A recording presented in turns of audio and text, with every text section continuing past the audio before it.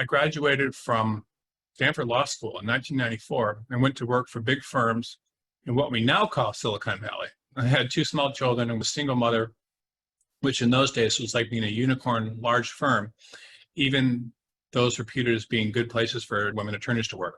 Always on the partner track, but susceptible to what you described. My relationship working for big firms was analogous to being an abusive relationship.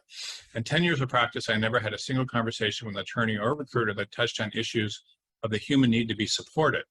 I will say that I was in IP transactions at a time when it was an amazing and exciting field to be in. Recently, having come back from a long time out of practice, I started my own small firm, but I know I'm in the wrong geographical place and looking for a career where I can use my skills.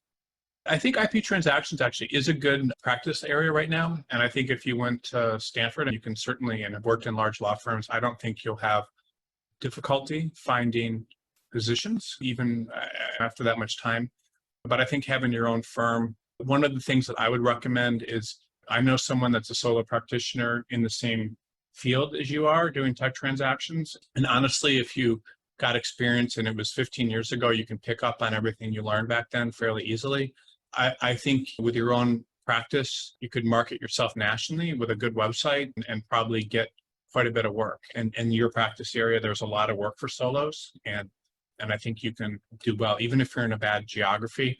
You can always set up a virtual office in Silicon Valley as well. But the type of work that you're doing now is not just done in Silicon Valley anymore. It's done all over the country. So I don't think you're going to have too much of a problem but with your own practice. But you do need to market it nationally and maybe even have virtual offices in different parts of the country that you submit to Google, and then Google can hopefully send you people. I think you'll do fine.